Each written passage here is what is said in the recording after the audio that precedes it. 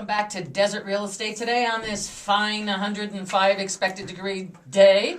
But it's okay, we're going down into the 90s. Down. So joining me besides Bob is Sean Low Rate LaRue, and we're going to talk about mortgage rates and what that means to you and the affordability factor. So we're talking a little bit about this week's news. And speaking of affordability rate, the rate that American families can buy a home now is up to 72.3%. Now, this national figure mirrors the affordability rate right here in our valley at 73%. So that means 73% of the population can afford to buy a home. And part of that is because of the historic low interest rates, which we're going to get to with Sean in a bit.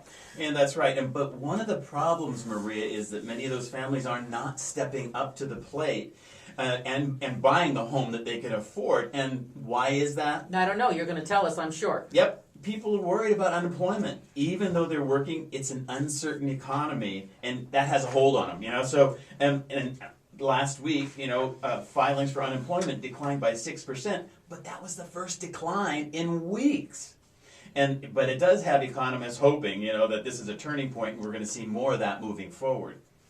Okay, and the other thing that was really important and I thought was very relevant this week is interest rates. Yeah. Okay, and I said last week I had 10 fingers. I had already used 9 of them because 9 consecutive weeks. You get to use the 10th one that yet? Interest rates went down. Okay, I can only use my thumb because they went down and then they bumped up. But you know what? I'm not going to talk with you about that. I'm going to bring our local expert here, Sean LaRue, and talk about what happened with this past week because we know we saw some fluctuations. So I could only use half a finger. Okay, yeah, all right? Use the thumb. I'll use the thumb. They did go down a little bit. They've been really going up and down. The market's been very volatile in the last week.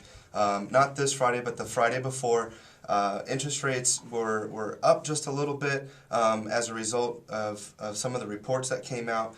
Mortgage-backed securities were up about or down about 75 basis points in the market. And Monday, Tuesday of this last week, interest rates went back down a little bit, and I was able to lock in my pipeline because I saw what the market was doing. And then for the next consecutive 3 days, interest rates ended up ticking up a little bit back to last Friday's numbers. About 4.36, 4. Yeah, 4.3.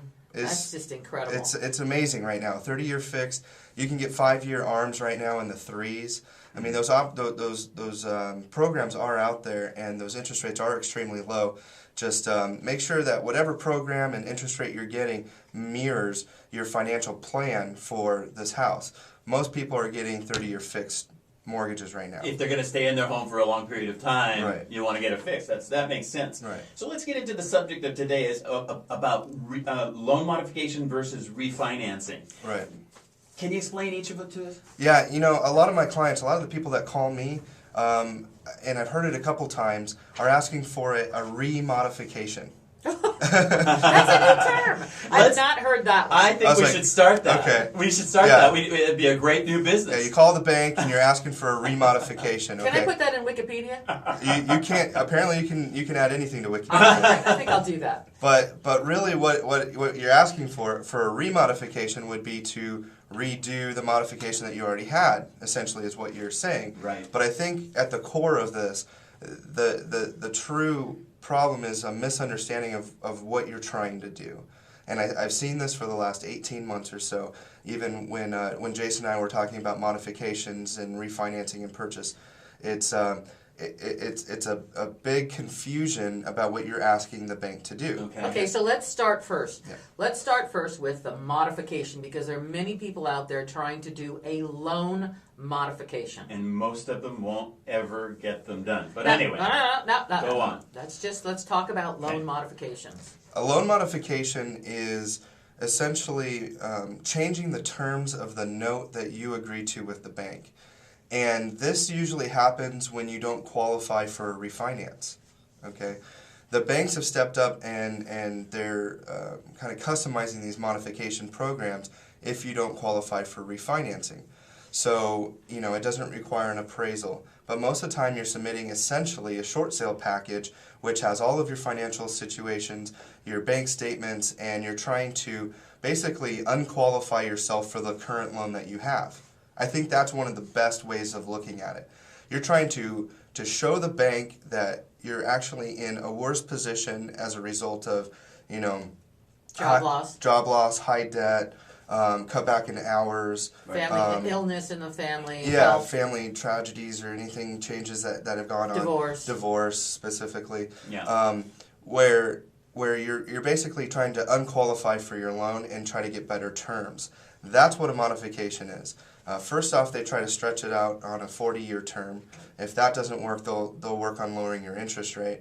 But I think one of the biggest misconceptions is the bank's willingness or ability to do the debt forgiveness and reduce your principal. And I think that's I've only seen that in a couple situations. Mm-hmm. I don't hear about it a lot, and I don't think we're going to continue to hear about it much because the banks aren't going to reduce what you owe. You know, I heard about it actually. It was, maybe 3 years ago and on about 2 to 3 deals. But yeah, you're right. They're just not doing it anymore. Yeah, I mean, the banks aren't motivated to take the loss. No. They'd rather short sale the home. Or if they have to foreclose, eventually they will, but their preference is to short sale the home. Right, and what I'm hearing and what a lot of clients are telling me is that the banks are the ones that are telling them that they actually have to be late on those payments. And this simple fact could determine or change your eligibility to qualify for a refinance. If you do have a little bit of equity, you have been making your monthly payments, you don't have too much debt, you have a good credit score, you know, all of these factors adding up mean that you could qualify for a refinance at these great rates that we were just talking about. However, you hear something, stop making your payments, and then perhaps the bank would be more favorable to be in a better position to negotiate with you, so you do something that you think is going to benefit you. You don't get the loan mod, now you want to do a refi, but oh, by the way, I skipped some payments, so So now you don't credit qualify. Now I don't credit qualify, exactly. What's a catch-22? It is. It definitely is.